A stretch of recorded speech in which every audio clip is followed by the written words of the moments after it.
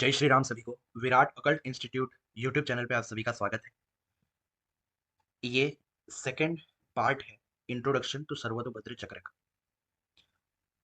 First part अगर आपने नहीं देखा है तो पहले वो देख लीजिए, वरना ये पार्ट आपको समझ में नहीं आएगा।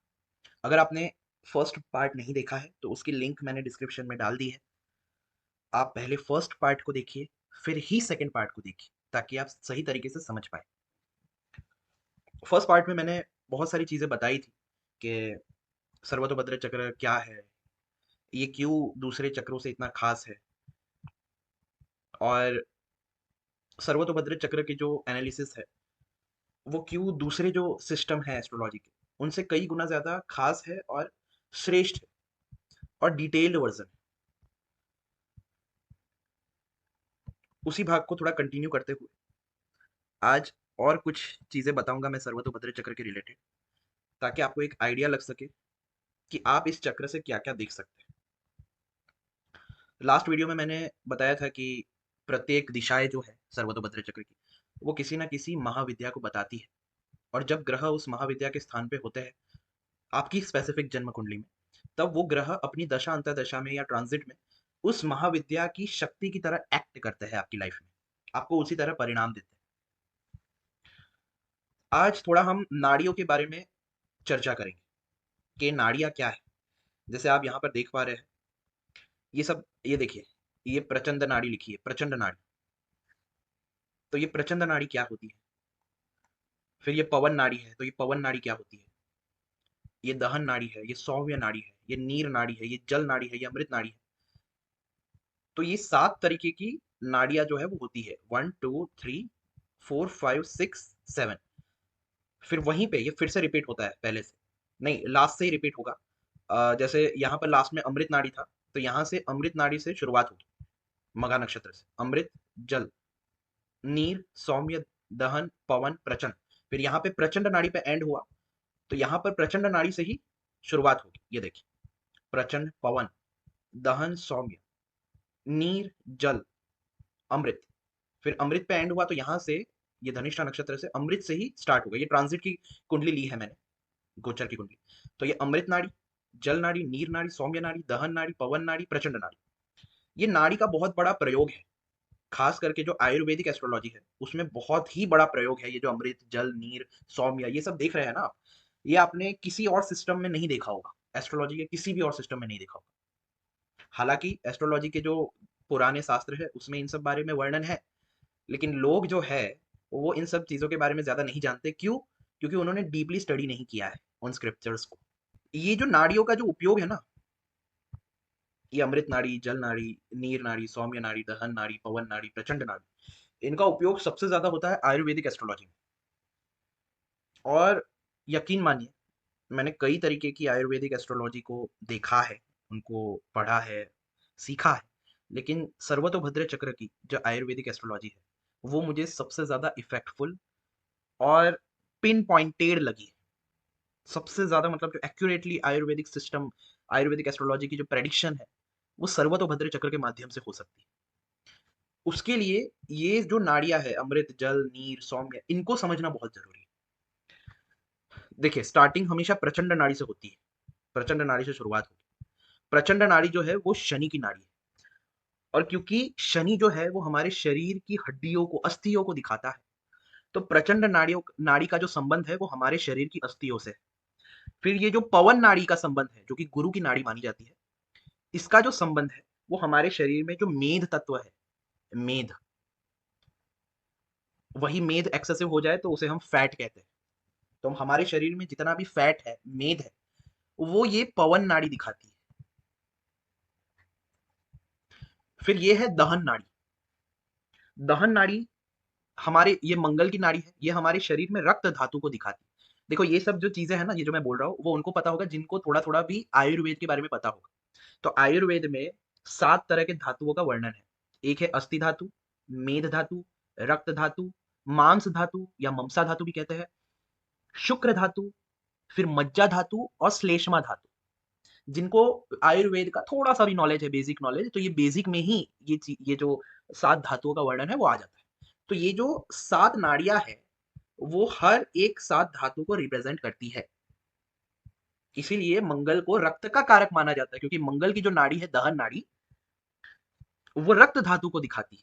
फिर सूर्य की जो नाड़ी है सौम्य नाड़ी या सौम्य नाड़ी, वो दिखाती है हमारे अंदर की ममसा धातु को, यानी मांस, हमारे अंदर जो मांस है उसको दिखाती है। फिर शुक्र की जो नाड़ी है नीर नाड़ी, वो दिखाती है हमारे शरीर के शुक्र धातु को। फिर ये जो बुद्ध की जो नाड़ी है जल नाड़ी, वो हमारे शरीर का जो बोन मैरो है, बोन मैरो, नर्वस सिस्टम, इसको ये जल नाड़ी दिखाती है। फिर लास्ट में है ये अमृत नाड़ी, जो कि चंद्र की नाड़ी है। ये हमारे शरीर में जो श्लेष्मा धातु है उसको दिखाती है।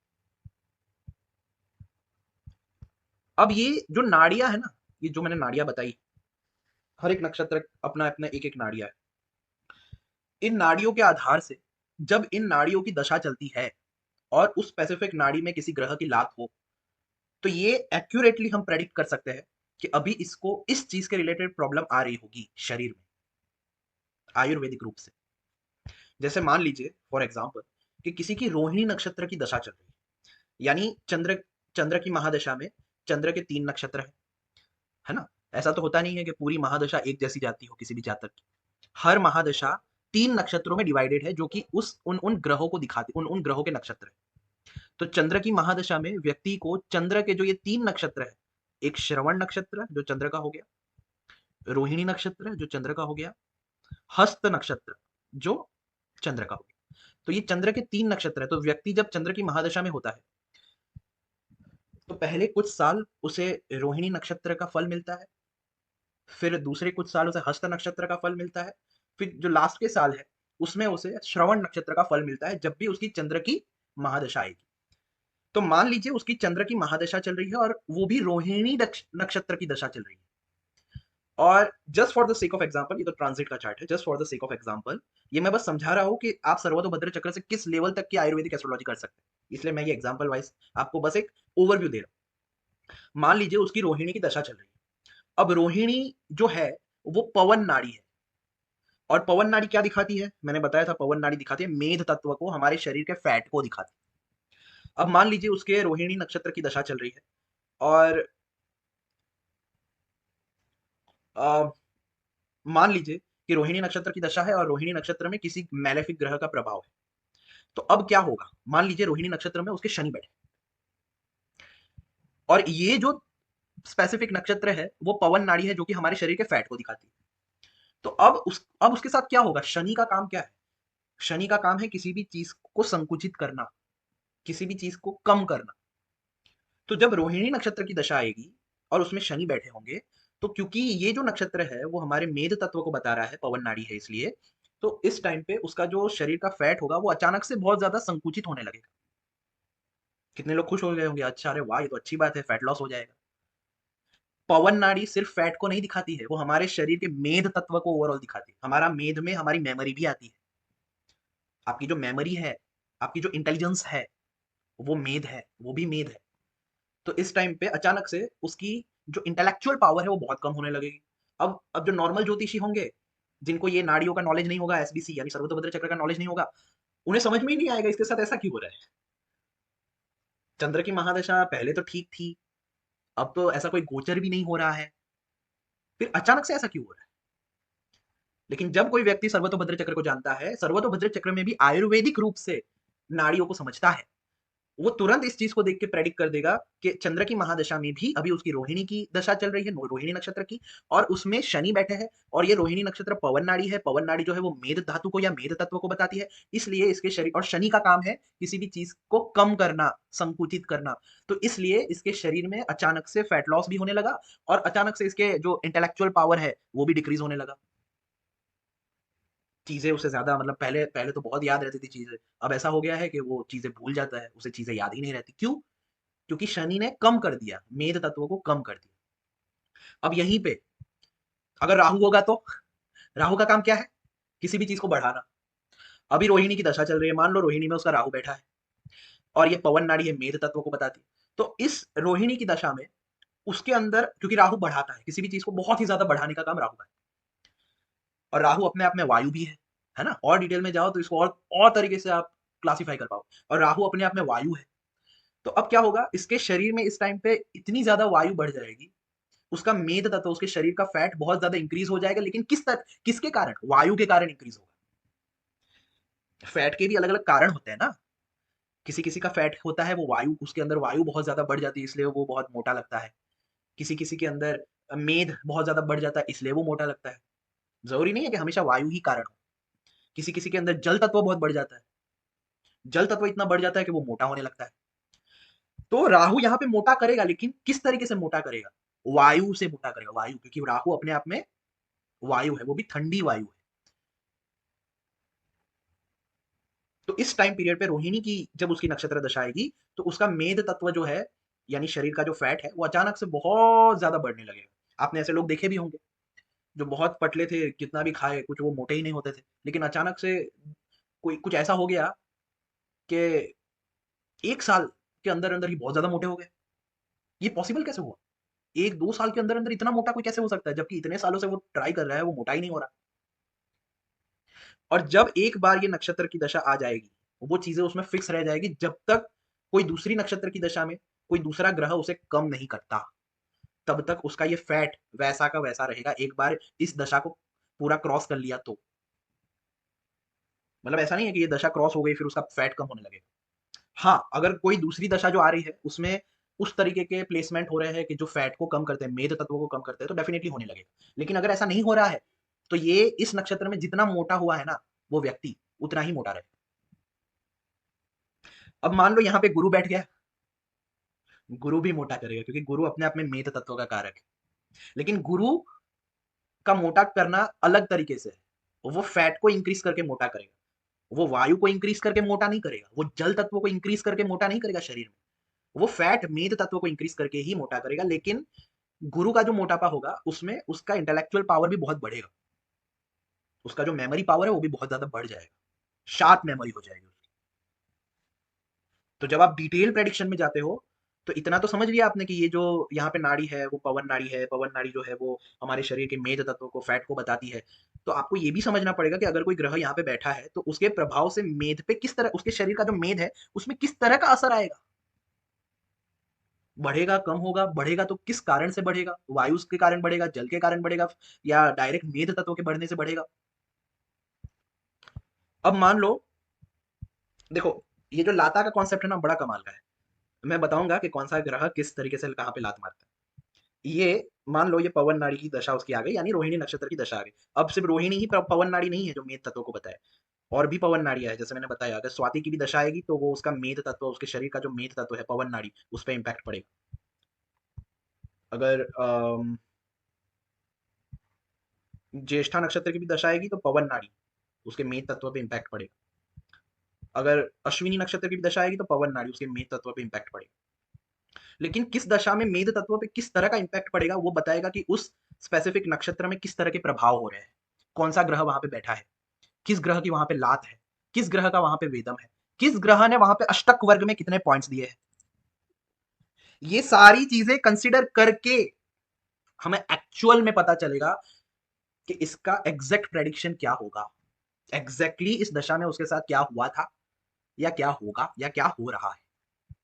सारी चीजों को कलेक्टिवली एनालाइज करना पड़ता है। ये लाता सब खेल बिगाड़ देती है। मान लो, चलो इसके ये एग्जांपल लेते हैं, प्रचंड नाड़ी। प्रचंड नाड़ी क्या दिखाती है, हमारे शरीर की जो अस्थियां है, जो बोन्स है, उसको ये प्रचंड नाड़ी दिखाती है।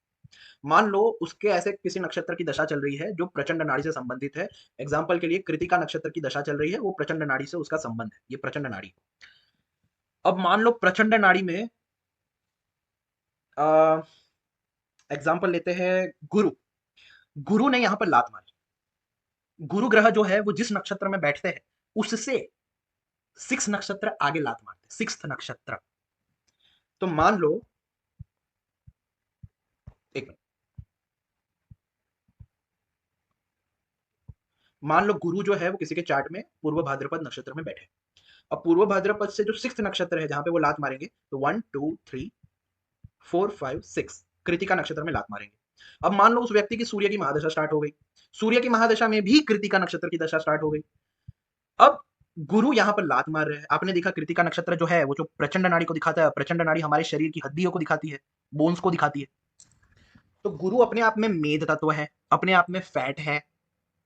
तो गुरु की लात यहां पर होने के कारण इस नक्षत्र की दशा में उसके जो शरीर की हड्डियां होगी ना, उसमें प्रॉब्लम आएगी। किसके कारण? गुरु के कारण, फैट के कारण प्रॉब्लम आएगी। इस नक्षत्र दशा में उसका फैट इस तरीके से डेवलप होगा उसके शरीर में, नेगेटिव तरीके से ही होगा। क्यों? क्योंकि लाता है, यहाँ पे गुरु बैठा नहीं है। किसी भी ग्रह की लाता हमेशा नेगेटिव परिणाम देगी, चाहे वो ग्रह पॉजिटिव हो या नेगेटिव हो, अशुभ ग्रह हो या शुभ ग्रह। तो गुरु की लाता से यहाँ पे इस नक्षत्र की दशा में उसका शरीर का फैट इस तरीके से डेवलप होगा कि अल्टीमेटली उसे हड्डियों की प्रॉब्लम होगी, डेफिनेटली होगी। क्योंकि लाता है तो लाता तो कभी भी शुभ परिणाम नहीं देती, वहां पे नेगेटिव होना ही है, इतना लिख लो। लेकिन आपको ये देखना हो ना कि गुरु यहाँ पे लाता तो मार रहा है, लेकिन यहाँ पे लाता मार के क्या करेगा, मतलब आयुर्वेदिक रूप से क्या करेगा। हर एक लाता का अपना दूसरा फिजिकल एंड साइकोलॉजिकल प्रभाव भी है। लेकिन यहाँ पर मैं क्योंकि सिर्फ ये प्रचंड नाड़ी, पवन नाड़ी, इन सब के बारे में बात कर रहा हूँ, तो यहाँ पे मैं सिर्फ स्पेसिफिकली आयुर्वेदिक दृष्टि से बता रहा हूँ कि आयुर्वेदिक दृष्टि से यहाँ पर गुरु की लाता कृतिका नक्षत्र में, वो भी प्रचंड नाड़ी है क्योंकि जो हड्डियों को दिखाती है, तो इसका फैट इस दशा में इस तरीके से डेवलप होगा उसके शरीर का कि अल्टीमेटली उसकी हड्डियों में प्रॉब्लम आएगी, उसके शरीर की हड्डियों में। अब मान लो राहु की लाता होती यहाँ पर, तो उसके शरीर में ऐसे वात तत्व रिलेटेड प्रॉब्लम्स होते हैं, यानी वायु तत्व से संबंधित, एयर एलिमेंट से संबंधित ऐसी ऐसी ऐसी प्रॉब्लम्स होने लगती है उसके शरीर में कि वो जो वात तत्व से रिलेटेड जो प्रॉब्लम है वो अल्टीमेटली उसकी हड्डियों को डैमेज करेगी। अल्टीमेटली वो जो वायु रिलेटेड प्रॉब्लम है वो उसके बोन्स को डैमेज करेगी। अब देखो ये कितना इजीली आप मेडिकल एस्ट्रोलॉजी या आयुर्वेदिक एस्ट्रोलॉजी को समझ पाते हो जब आप सर्वतोभद्र चक्र से एनालाइज करते हो। आपको एग्जैक्टली पता चल जाएगा क्योंकि सब लिखा है यहाँ पे, सब दशा दी है। ये विंशोत्तरी दशा में जैसे ही आप जाएंगे, सब दशा दी है कि कब पुष्य की दशा आएगी, कब अनुराधा की, कब उत्तर भाद्रपद की, कब अश्लेषा की, कब ज्येष्ठा की, कब रेवती की। तो आपको, और ये ईयर्स भी दिए है कि इतने से इतने ईयर तक ये रहेगा, इतने से इतने, तो आपको पता चल जाएगा कि एग्जैक्टली किस ईयर में वो नक्षत्र की दशा आएगी। और वहां उस नक्षत्र में क्योंकि इस ग्रह की लाता है, या ये ग्रह बैठा है, या इस ग्रह के अवेदम है, या अष्टक वर्ग में ऐसे पॉइंट्स है, और ये जो नक्षत्र है वो इस नाड़ी को दिखाता है, और ये जो नाड़ी है वो शरीर के इस चीज को, इस धातु को दिखाती है। तो इतने से इतने साल में इसको ये प्रॉब्लम आने ही वाली है, और वो आएगी। कोई व्यक्ति ऐसा नहीं है जो ये दावा कर सके कि नहीं आएगी, जब तक वो व्यक्ति प्राणायाम ना करता हो। वैसे प्राणायाम करेगा तो भी थोड़ा बहुत तो आएगा ही, ऐसा नहीं है कि वो बच जाएगा। और आज के टाइम पे प्राणायाम करते कितने हैं? देखो एक बेस्ट रेमेडी मैं बताता हूँ, अगर आपको ग्रहों के प्रभाव से बचना है ना आयुर्वेदिक तरीकों से, मतलब ग्रहों के जो नेगेटिव आयुर्वेदिक प्रभाव है धातु वाइज आपके शरीर के धातुओं में, अगर उससे बचना है ना, सबसे बेस्ट तरीका है प्राणायाम। आप जितना प्राणायाम करते हो सही तरीके से, उतने ही ग्रहों के जो प्रभाव है वो आपको तकलीफ नहीं दे पाएंगे। लेकिन आज के टाइम पे प्राणायाम करते कितने हैं, इसीलिए उन पे ग्रहों के सभी इफेक्ट जो है वो मिलते हैं। सभी ग्रहों के negative effect as it is होता है उनके साथ, क्योंकि वो ना प्राणायाम करते हैं, ना न्यास करते हैं, ना योगा करते हैं, ना ये जो आजकल एक्सरसाइजेस होती है वो करते हैं। कम से कम वो कर ले तो भी थोड़ा बहुत इफेक्ट आ जाए। लेकिन सबसे स्ट्रांग है प्राणायाम, प्राणायाम के समान कोई रेमेडी ही नहीं है। अगर कोई व्यक्ति प्राणायाम करता है ना, वो सबसे सर्वोच्च प्रकार की रेमेडी कर रहा है। लेकिन कोई करे तब ना। अगर कोई व्यक्ति प्राणायाम नहीं कर रहा ना, तो इतना समझ लो कि ये जो मैंने बताया ना कि इस टाइम पे इसको ये आएगा ही, अगर ऐसा प्रभाव है तो डेफिनेटली आएगा, फिर कोई नहीं रोक सकता। अगर वो प्राणायाम नहीं कर रहा तो फिर कोई ही नहीं रोक सकता कि उसको वो प्रॉब्लम ना आए। तो ये मैंने थोड़ा सा आपको ओवरव्यू दिया ताकि आपको ये आइडिया लगे कि सर्वतोभद्र चक्र के आधार पे, इसके एनालिसिस से आप कितना इजीली मेडिकल एस्ट्रोलॉजी या आयुर्वेदिक एस्ट्रोलॉजी को समझ सकते हो, प्रेडिक्ट कर सकते हो, और उसके अकॉर्डिंग आप रेमेडी भी दे सकते हो। अब आपको पता चल गया कि भाई कृतिका नक्षत्र इसका अस्थि धातु है, इसको बोन्स में प्रॉब्लम आ रही है क्योंकि कृतिका नक्षत्र में, मतलब कृतिका नक्षत्र की उसकी दशा चल रही है, और वहां पे उसके जन्म कुंडली के गुरु की लात पड़ रही है। आपको ये पता चल गया कि यहाँ पर जो मेन प्रॉब्लम आ रही है वो गुरु की लात के कारण आ रही है।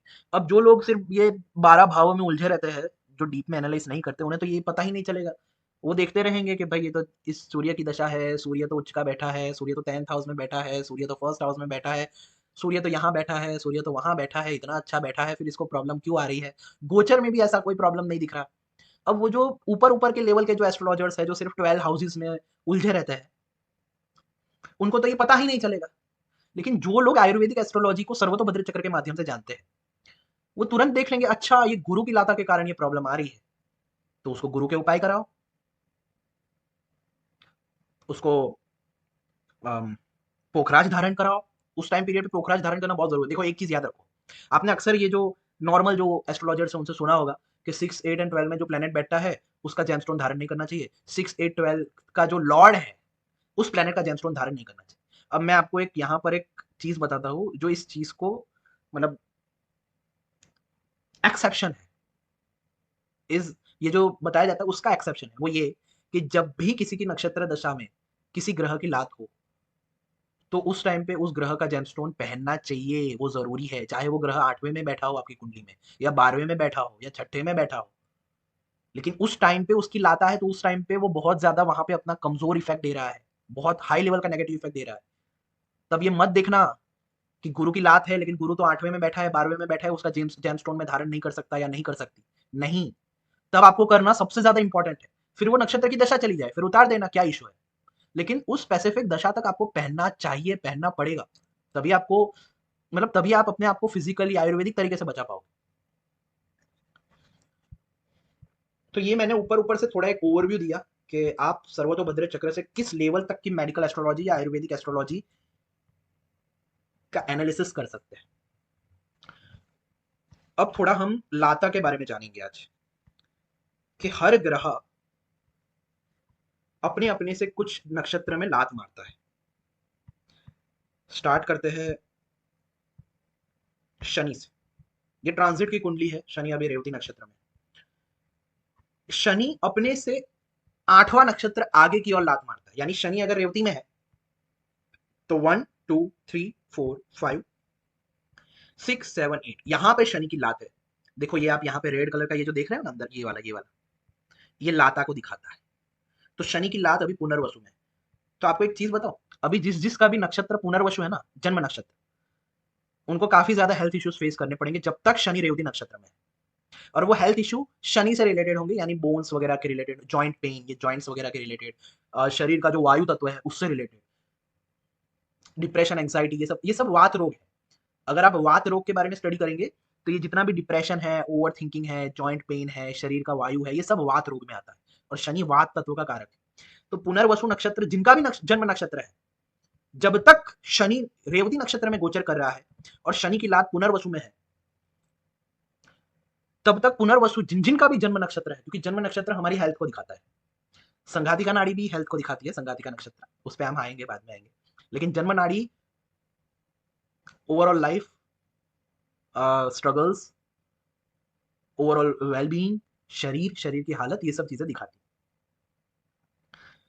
तो जिस जिस का भी जन्म नक्षत्र पुनर्वसु है ना, उनको जब तक ये शनि का ट्रांजिट रेवती में चल रहा है, देखना उनको हेल्थ इश्यूज बहुत आएंगे। और ये जो नॉर्मल एस्ट्रोलॉजर्स है उन्हें पता ही नहीं चलेगा, वो बोलेंगे अरे शनि तो रेवती में है, ये पुनर्वसु वालों को क्यों प्रॉब्लम आ रही है, नो आइडिया। अब अगर पुनर्वसु किसी की संपद नाड़ी है तो संपद नाड़ी दिखाती है हमारी संपदा, एसेट्स, फाइनेंस, वेल्थ वगैरह।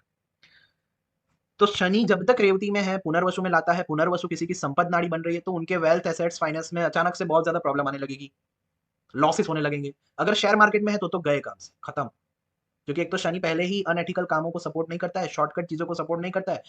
व्यक्ति की संपद नाड़ी पुनर्वसु है और व्यक्ति जो है वो शेयर मार्केट कर रहा है, इतना खतरनाक लॉस होगा।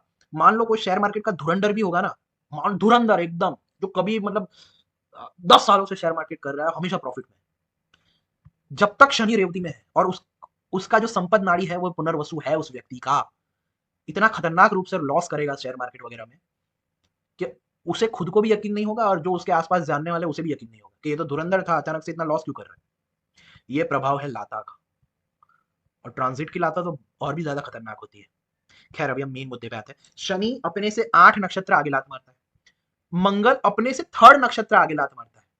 अभी मंगल गोचर में अश्विनी में है, तो वो अपने से 3rd नक्षत्र आगे, यानी 1, 2, 3 कृतिका में मंगल की लाता चल रही है।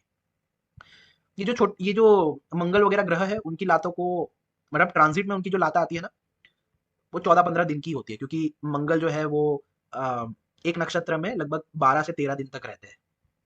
लेकिन वो 12 से 13 दिन भी भारी पड़ सकते हैं कुछ किसी किसी को लेकर। मान लो कोई व्यक्ति बहुत ज्यादा हेल्थ आईसीयू में, मान लो जस्ट फॉर द एग्जाम्पल कि वो 12-13 दिन का गोचर भी कितना डेडलीस्ट हो सकता है किसी के लिए, वो मैं एग्जाम्पल दे रहा हूँ। मान लो कोई व्यक्ति आईसीयू में है, बहुत हालत खराब है, उसका नक्षत्र हो है कृतिका नक्षत्र, उसका जन्म नक्षत्र है। अब मंगल की लात अभी करंटली ट्रांजिट में कृतिका पे है, बड़े भारी है उसके दिन। तो ऐसे टाइम पीरियड पे ये जो 10-11 दिन भी है ना, वो बहुत भारी पड़ जाते हैं। तो मंगल अपने से थर्ड नक्षत्र आगे लात मारता है।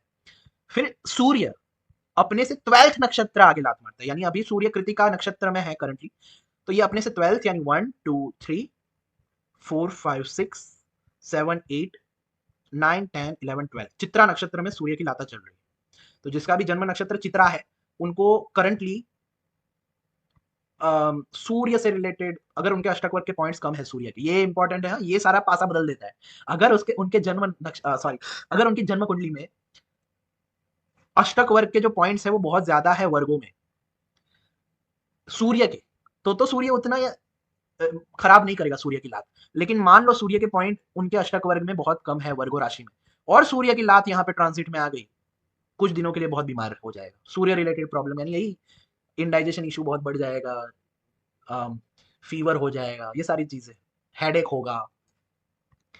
अब यहाँ पे भी एक ट्विस्ट है, जिनका भी चंद्र जिनका भी चंद्र चित्रा नक्षत्र में होता है, क्योंकि चित्रा नक्षत्र का आधा भाग जो है वो वर्गों में है, आधा भाग जो है वो लिब्रा में। अब सूर्य जब तक फर्स्ट एंड सेकंड पद में लाता मार रहे हैं चित्रा नक्षत्र के, और वहां पे उसके अष्टक वर्ग के पॉइंट्स कम है उस व्यक्ति के चार्ट में सूर्य के, अरे सॉरी ज्यादा है, तब तो इफेक्ट नहीं आएगा। लेकिन जैसे ही सूर्य की लाता चित्रा के थर्ड एंड फोर्थ पद पे होगी, तब उसका लिब्रा स्टार्ट हो जाएगा, क्योंकि चित्रा का जो थर्ड एंड फोर्थ पद है वो लिब्रा में आता है, यानी तुला राशि में आता है। और मान लो उसके चार्ट में तुला राशि में पॉइंट्स कम है सूर्य के, तब चित्रा नक्षत्र में ही ये दो पदा की लातों में प्रॉब्लम नहीं आए, लेकिन सूर्य की लात जब तीसरे और चौथे पद में होगी तब वो बीमार पड़ेगा। तो इतना डिटेल में आप जा सकते हो एनालिसिस में जब आप सर्वतोभद्र चक्र से प्रेडिक्शन करते हो। और हाँ, तो सूर्य अपने से 12th में लात मारता है। मर्क्यूरी अपने से पीछे 7th नक्षत्र में लात मारता है। अभी ट्रांजिट में रोहिणी नक्षत्र में मर्क्यूरी है, तो मर्क्यूरी अपने से 7th पीछे बैकवर्ड्स, यानी 1 2 3 4 5 6 7 पूर्व भाद्रपद में मर्क्यूरी की लाता चल रही है। वीनस अपने से 5th नक्षत्र में पीछे लात मारता है। अभी वीनस आर्द्रा में है, तो 1 2 3 4 5 भरणी नक्षत्र में वीनस की लाता चल रही है। जुपिटर अपने से 6th नक्षत्र आगे लात मारता है, तो जुपिटर अभी पुनर्वसु में ट्रांजिट कर रहे हैं, तो अपने से 6th यानी 1 2 3 4 5 6 उत्तर फाल्गुनी में सूर्य की लाता चल रही है। चंद्रमा अपने से 8 नक्षत्र बैकवर्ड्स में लात मारते हैं। कितने लोग 22nd नक्षत्र फॉरवर्ड कहते हैं, लेकिन वो अल्टीमेटली वो सेम ही हो गया अगर आप काउंट करने जाए। लेकिन क्योंकि बुक में 22nd नक्षत्र आगे का लिखा है, तो सॉरी पीछे का लिखा है, तो हम उसे ही फॉलो करेंगे। मून अपने से 22nd नक्षत्र बैकवर्ड्स में लात मारता है, तो मून अभी पुष्या में है, तो वो लात मार रहा है अभी स्वाति नक्षत्र में। केतु अपने से 9th नक्षत्र बैकवर्ड्स में लात मारता है, तो केतु मघा में है, तो उसका बैकवर्ड्स यानी अश्लेषा पुष्या ऐसे करके जो 9th है वो भरणी है। फिर आते हैं हम राहु, बाकी रह गया सिर्फ। राहु भी अपने से 9th नक्षत्र बैकवर्ड्स लात मारता है, तो 1 2 3 4 5 6 7 8 9 अनुराधा में लाता चल रही है। अच्छा एक चीज मैं बता दूं, यहाँ पर अभिजित नक्षत्र को काउंट करते हैं लाता मारने पर, अभिजित नक्षत्र को काउंट किया जाता है। इस सॉफ्टवेयर में भी अभिजित नक्षत्र को काउंट करके ही लाता का कैलकुलेशन बताया गया है। ये लाता के अपने अलग अलग परिणाम है, लेकिन ये मैं इन जनरल बता रहा हूं, बहुत ज्यादा इन जनरल बता रहा हूं। इन्हीं लाताओं का प्रभाव हम डिविजनल चार्ट से देखते हैं, तब वहां पे जो एनालिसिस है वो और डायरेक्ट हो जाती है, और ज्यादा स्पेसिफिक हो जाती है। मान लो just for the sake of example मैं बता रहा हूं, राहु जो है वो सदभिषा नक्षत्र में बैठे हैं। अब मान लो किसी की, हाँ, और सदभिषा में बैठ के ट्रांजिट की बात कर रहा हूं, ट्रांजिट में सदभिषा में बैठ के अनुराधा नक्षत्र पे लाता मार रहे हैं। मान लो किसी की जन्म नक्षत्र यानी जन्म नाड़ी जो है वो अनुराधा नक्षत्र है, या तो किसी की करंट दशा अनुराधा चल रही है, यानी किसी की शनि की महादशा चल रही है, और शनि की महादशा में भी शनि का वन ऑफ द नक्षत्र है अनुराधा, उसकी स्पेसिफिकली दशा कुछ साल तक चलेगी या चल रही है। अब ट्रांजिट का ये जो राहु यहां पर लात मार रहा है, वो अनुराधा नक्षत्र जिसका मून है यानी जिसका जन्म नक्षत्र है, और अनुराधा नक्षत्र जिसकी करंट नक्षत्र दशा चल रही है, उनको किस किस तरह का इफेक्ट दे रहा होगा ये हम कैसे देखेंगे? अगर किसी को देखना हो ये चीज तो हम कैसे देखेंगे? तो सबसे पहले तो जो राहु केतु के जो जनरल लाता के रिजल्ट है उसे देखेंगे। राहु के जो जनरल, जो मतलब इन जनरल जो लाता के रिजल्ट्स होते हैं वो ये होते हैं: फाइनेंशियल लॉस, डिसकनेक्शन, मतलब किसी व्यक्ति को खोना, अब उसके वो रिलेटिव भी हो सकते हैं, उसकी जीएफ या उसका बीएफ भी हो सकता है, किसी व्यक्ति से पूरी तरह से डिस्कनेक्ट हो जाना, ये राहु की लाता का परिणाम है। फाइनेंशियल लॉस होना, ये राहु की लाता का परिणाम है। मेंटल लेवल पे बहुत ज्यादा प्रॉब्लम आना, ये राहु की लाता का परिणाम है। बहुत ज्यादा मेंटल लेवल पे प्रॉब्लम, बहुत ज्यादा बेचैनी बढ़ जाना, बहुत ही ज्यादा प्रोक्रेस्टिनेशन बढ़ जाना, बहुत ही ज्यादा इनडिसिप्लिन नेचर का हो जाना, बहुत ही ज्यादा इनसिक्योरिटी का आ जाना, high level of depression and over thinking, ये सब राहु की लाता का परिणाम है। ये इन जनरल उसे मिल रहा है इस टाइम पीरियड में। जिसका भी जन्म नक्षत्र अनुराधा है उसको मिल रहा है, और जिसकी भी करण नक्षत्र दशा अनुराधा है उसको मिल रहा है।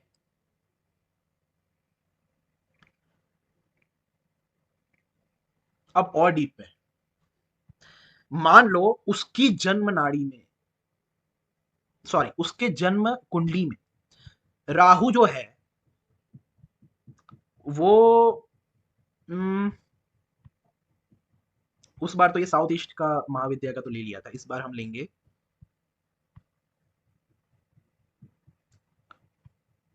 मान लो उसकी जन्म कुंडली में राहु जो है वो वेस्ट डायरेक्शन में बैठा है, यानी मूल नक्षत्र, पूर्वाषाढ़ा नक्षत्र या उत्तराषाढ़ा नक्षत्र में बैठा है। अब यहाँ की जो महाविद्या है वो है भुवनेश्वरी शक्ति, तो उसकी कुंडली के लिए स्पेसिफिकली राहु जो है वो भुवनेश्वरी एनर्जी का भी काम कर रहा है। अब भुवनेश्वरी माता क्या दिखाती? फाउंडेशन, किसी भी चीज का फाउंडेशन।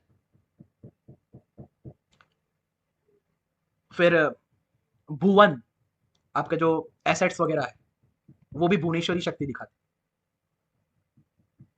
पालन पोषण की जो चीजें हैं, जो चीजें आपको पालन, आपका पालन पोषण कर रही है, वो भी भुवनेश्वरी शक्ति से देखा जाता है।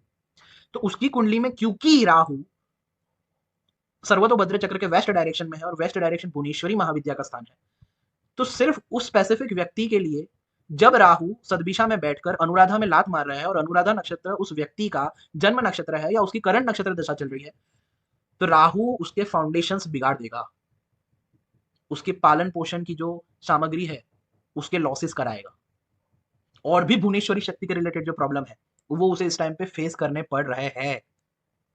ये सारी चीजें राहु की लात से हो रही। अब इसका जो प्रयोग है ना वो डिविजनल में इतना ज्यादा एक्यूरेट बता देते, इतना ज्यादा स्पेसिफिक हम हो जाते हैं डिविजनल चार्ट्स को लेकर। चलो मैं ऐसे ही समझा देता हूँ सब, क्योंकि इतना डिटेल में नहीं जा पाऊंगा मैं। मान लो उसके D1 चार्ट में राहु 7th हाउस में बैठा है, एग्जाम्पल। अब D1 चार्ट में यानी लग्न कुंडली में 7th हाउस जो है वो मैरिज पार्टनर को दिखाते हैं, मैरिज लाइफ को दिखाते हैं। मान लो उसकी शादी हो गई है, तो अभी उसकी मैरिज लाइफ में बहुत ज्यादा प्रॉब्लम्स अचानक से स्टार्ट हो जाएगी। जो ऊपर ऊपर से देखने वाला एस्ट्रोलॉजर है उन्हें पता ही नहीं चलेगा ऐसा क्यों हो रहा है, दशा अच्छी है, सब कुछ अच्छा है, फिर प्रॉब्लम क्यों हो रही है उन्हें नहीं पता चलेगा। लेकिन जो सर्वतोभद्र चक्र को जानते हैं उन्हें तुरंत पता चल जाएगा कि अच्छा ये कारण है, इसके कारण ऐसा हो रहा है, क्योंकि राहु उनके D1 में 7th हाउस में बैठा है। अब दूसरा, अगर वही राहु D9 में भी 7th हाउस में बैठ जाए, उस टाइम पे उसका डिवोर्स पक्का, क्योंकि D1 अगर D1 में 7th हाउस में है तो मैरिज रिलेटेड प्रॉब्लम्स आएगी, पार्टनर के साथ प्रॉब्लम्स आएगी। लेकिन अगर D9 में भी 7th हाउस में है तो यहां पर जो राहु की लाता है वो पूरा उसको डिवोर्स करा देगा, या तो उसकी पार्टनर की मृत्यु भी हो सकती है, लेकिन अलग वो करेगा ही करेगा, डेफिनेटली करेगा। मान लो D9 में 11th हाउस में बैठा है। अब D9 का 11th हाउस क्या दिखाता है?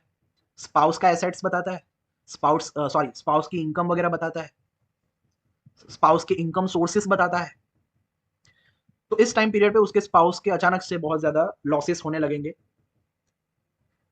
इनकम जो है वो उतनी नहीं आएगी जितनी पहले आती थी। ये सारी चीजें होगी अगर D9 में इसका राहु 11th में है और राहु की यहाँ पे लाता चल रही है। अब मान लो D4 में ये राहु 4th हाउस में बैठा है। D4 चार्ट जो कि हमारे एसेट्स को बताता है, हमारे घर परिवार, हमारी संपत्ति, ये सबको बता, हमारा हाउस खास करके ये D4 बताता है। मान लो D4 में उसका जो राहु है उसकी कुंडली में 4th हाउस में है और यहाँ पे ट्रांजिट के राहु की लाता चल गई उसके जन्म नाड़ी पे या उसके करंट नक्षत्र दशा में जो कि अनुराधा है। तो अब D4 का 4th हाउस स्पेसिफिकली उसके व्हीकल्स को, उसके घर को दिखाएगा और उसके हैप्पीनेस को दिखाएगा। कौन किस तरह का हैप्पीनेस? घर के हैप्पीनेस को, यानी घर का सुख। तो इस टाइम पीरियड पे उसके व्हीकल्स का लॉस हो सकता है, अचानक से उसके घर में कोई बहुत बड़ी प्रॉब्लम आ सकती है जिसके कारण उसे घर बेचना पड़े, है ना? घर में कुछ भी बड़ा हो सकता है। घर का सुख में लॉस होगा इस टाइम पीरियड। कुछ ऐसा होगा जिसमें उसे लगेगा यार मेरे घर का सुख गया, जब तक राहु की लाता चल रही है तब तक। अब मान लो राहु उसके डिविजनल चार्ट में बैठा है, D30 के 8 हाउस में बैठा है, खत्म फिर तो। D30 का 8 हाउस दिखाता है एक ऐसी बीमारी जिसका कोई इलाज नहीं, एक ऐसी बीमारी का आ जाना जिसका कोई इलाज नहीं, वो D30 का 8 हाउस बताता है। और यहां पर राहु की लात पड़ गई, तो अब इस टाइम पीरियड पे उसे ऐसी एक बीमारी आएगी कि डॉक्टर बोलेंगे इसका कोई इलाज नहीं है, बस पूरी जिंदगी दवाई लेते रहो। तो हर डिविजनल चार्ट अगर D16 होगा तो उसके आधार पे भी, मतलब आप सोचो, आप इमेजिन करो ये सर्वतोभद्र चक्र कितना अमेजिंग है कि आप एक लाता के बेसिस पर, और अगर उसकी दशा वो चल रही है या उसकी जन्म नाड़ी ये बन रही है, तो एक लाता के बेसिस पर, वो भी ट्रांजिट की लाता के बेसिस पर, आप ये पूरा उसको कितना सारा प्रेडिक्शन दे सकते हैं कि आपके मैरिज लाइफ में करंटली ये हो रहा है, आपके घर के लाइफ में यानी घर के सुख में ऐसा हो रहा है, आपके हेल्थ वाइज ऐसा हो रहा है, आपका फिर और भी जो चार्ट है, D27 चार्ट है, D24 है, D20 है, तो आप हर एक एरिया का प्रेडिक्शन कर सकते हो कि इस एरिया में आपके साथ अभी करंटली ये हो रहा है राहु की लाता के कारण। तो आप सोच रहे हो ये कितना, मैं क्यों ऐसा बोलता हूं कि सर्वतोभद्र चक्र is ultimate tool of astrology, क्योंकि आप जब इसको डिविजनल चार्ट, लाता, महाविद्या, इन सबके एनालिसिस के साथ जोड़ते हो ना, तब इसका नाम जो है वो सार्थक होता है त्रैलोक्य दीपिका। त्रैलोक्य दीपक भी बोलते हैं, त्रैलोक्य दीपिका भी बोलते हैं, यानी जो तीनों लोगों का ज्ञान कराता है। सर्वतोभद्र चक्र, सर्वतोभद्र यानी जिससे सर्वत्र का ज्ञान हो, वो है सर्वतोभद्र चक्र। तो आप जो आजकल ये जो मार्केट में जो सर्वतोभद्र चक्र के बारे में जान, मतलब विषय में सिर्फ फाइनेंस के बारे में बताते हैं बस, के इसका उपयोग तो सिर्फ शेयर मार्केट में, उन लोगों ने सर्वतोभद्र चक्र को बहुत निचली कक्षा पे कर दिया है, मैं सच बता रहा हूँ, इसकी बेइज्जती की है। क्योंकि सर्वतोभद्र चक्र इतना बड़ा सिस्टम है ये, अरे कोई गारूड़ तांत्रिकों से पूछो, कोई आगमिक ट्रेडिशनों से पूछो कि ये सर्वतोभद्र चक्र क्या है, ये श्री यंत्र है और कुछ नहीं है, ये श्री यंत्र है। इसका जो पूरा जो फॉर्मेशन है वो श्री यंत्र को दिखाता है, और श्री पूरा जो ये कॉस्मोस है ना वो श्री यंत्र के शेप में है। और ये जो हम यहाँ पर एनालाइज कर रहे हैं, actually we are analysis the Shri yantra of the cosmic या कॉस्मोस, हम पूरे यूनिवर्स के श्री यंत्र को एनालाइज कर रहे हैं इतने छोटे से सॉफ्टवेयर में बैठ, सॉफ्टवेयर को लेकर या चक्रा को लेकर।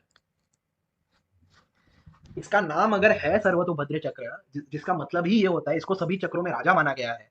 बड़े बड़े प्रतापी महाराजा इसका इस्तेमाल किया करते थे, वरामिहिर जैसे प्रतापी एस्ट्रोलॉजर ने इसके ऊपर इतनी किताबें लिखी। और आज सर्वतोभद्र चक्र के बारे में लोग ज्यादा जानते ही नहीं है, लोगों को पता ही नहीं है इसका एनालिसिस कैसे करना है। जब इसका नाम है सर्वतोभद्र चक्र यानी जो सब कुछ का ज्ञान कराए, इसका नाम है त्रैलोक्य दीपक यानी जो तीनों लोगों का ज्ञान कराए, तीनों लोगों को एक दीपक की तरह प्रकाशित करे, जो भूत भविष्य वर्तमान बताए, लेकिन सिर्फ आपका नहीं, पूरे अस्तित्व का भूत भविष्य वर्तमान बताए, जब हम मुंडेन एस्ट्रोलॉजी करेंगे तब। तो ये इतनी इतनी इजी चीज तो होगी नहीं, इतनी छोटी सी चीज तो होगी नहीं कि इसके आधार पे बस हम ये देख रहे हैं कि भाई इस अक्षर में लात है तो इस अक्षर वाली जो कमोडिटी है उसके प्राइस डाउन होंगे या अप होंगे, ऐसे होंगे वैसे होंगे। इसका यूज अगर आप अपने खुद के एनालिसिस में करो ना, तो आप अपने बारे में हर एक चीज को टाइम कर सकते हो। You can time each and everything एकदम परफेक्टली। ये इतना खास चक्र है, और जो मैंने ये बताया है ना, मैंने बहुत ऊपर ऊपर से बताया है। और सबसे बड़ा जो इसका जो सबसे हाईएस्ट लेवल का फॉर्म है वो ये है कि आप एक लाता के बेसिस पर, एक प्लेसमेंट के बेसिस पर, वो ग्रह किस डिविजनल चार्ट में यानी किस लाइफ के सेक्टर में किस तरह का प्रभाव दे रहा है, वो आप प्रेडिक्ट कर सकते हो। अब इससे ज्यादा क्या चाहिए। डिविजनल चार्ट्स को अगर आप सर्वतोभद्र चक्र के आधार पर प्रेडिक्ट करोगे, तो इससे एक्यूरेट प्रेडिक्शन आपको कोई सिस्टम नहीं दे पाएगी, ना भृगुनंदी नाड़ी दे पाएगी, ना केपी दे पाएगा। मैंने भृगुनंदी नाड़ी भी की है, केपी भी मैंने किया है, लाल किताब भी की है। वो सारी सिस्टम एक्यूरेट है, लेकिन एक्यूरेसी के भी लेवल्स होते हैं ना, कि आप कितनी मात्रा में एक्यूरेटली चीजों को बता रहे हो लाइफ के हर सेक्टर में। तो जब सर्वतोभद्र चक्र को महाविद्याओं के साथ, लाता वगैरह इन सबको कंसीडर करके, हर एक डिविजनल चार्ट को कंसीडर करके, सबसे इंपॉर्टेंट कि किस नक्षत्र की दशा चलती है, तो हम और ज्यादा स्पेसिफिक हो जाते हैं। एक होता है कि भाई कोई ये बोलता है कि भाई शुक्र की महादशा है, अब शुक्र की महादशा है तो शुक्र के तो 3 नक्षत्र है ना, उसमें से हर नक्षत्र की कुछ साल दशा चलेगी, है ना? शुक्र के 3 नक्षत्र है, शुक्र की महादशा 20 साल की है, तो ऐसा तो है नहीं कि 20 साल तक एक ही नक्षत्र चलता रहेगा। शुक्र के तीनों नक्षत्र रोटेट होंगे।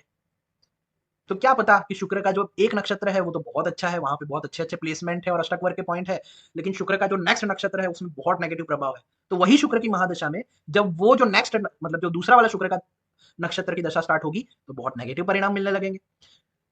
तो एक एस्ट्रोलॉजी जो सिर्फ महादशा अंतरदशा के बेसिस पे एकदम बाहरी लेवल का एक इंटरप्रिटेशन देती है, और सर्वतोभद्र चक्र में क्योंकि आप नक्षत्र के लेवल पर चले गए, मतलब नक्षत्र दशाओं पे चले गए, तो आप उस स्पेसिफिक नक्षत्र को गहराई से समझ पाओगे कि इस नक्षत्र में ट्रांजिट में किसका कैसा प्रभाव है, नेटल में किसका कैसा प्रभाव है, ये नक्षत्र में किसकी लात है, ये नक्षत्र किसकी नाड़ी है क्या नहीं है।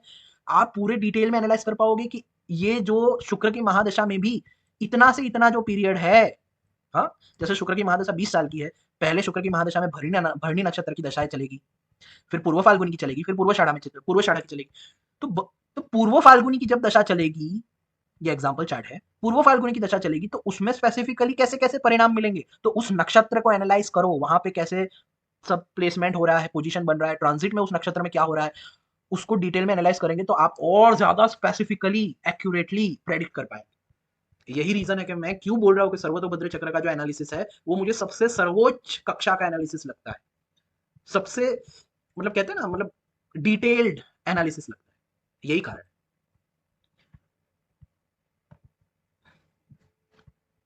अगर आप भी अपना सर्वतोभद्र चक्र चार्ट वगैरह एनालिसिस कराना चाहते हैं तो मेरे व्हाट्सएप नंबर पे कांटेक्ट कर सकते हैं, व्हाट्सएप के ऊपर मेरा कांटेक्ट नंबर आपको डिस्क्रिप्शन में मिल जाएगा।